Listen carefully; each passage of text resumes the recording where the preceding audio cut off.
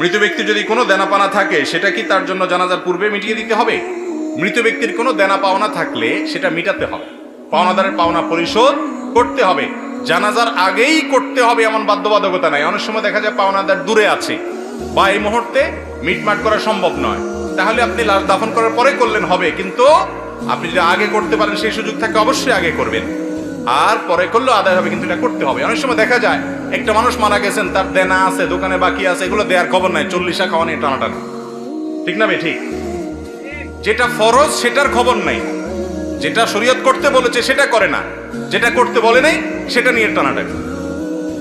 আপনার বাবা মারা গেছেন, উনি দেনাদার, পাওনাদারের কাছে ওনার পাওনা আছে, উনি ঝুলে আছেন, আল্লাহর কাছে পাকড়াও, কারণ পাওনাদারের পাওনা আছে, সেটা দেওয়ার খবর নাই, আপনি ওই মানুষ খাওয়ায় বেড়াচ্ছেন।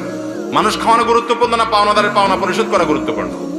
তার রূহ ঝুলে থাকে যে ব্যক্তি পাওনাদারের পাওনা পরিশোধ করা ছাড়া মৃত্যুবরণ করে। শরীয়তের নির্দেশ হলো কোনো মানুষ মারা যাওয়ার পরে তার সম্পদ থেকে সর্বপ্রথম কাজ হলো পাওনাদারের পাওনা দেওয়া, এরপরে তিনি ওসিয়ত করলে সেটা পূরণ করা, তারপরে বাকিটা তার ওয়ারিসদের মধ্যে বন্টন হবে।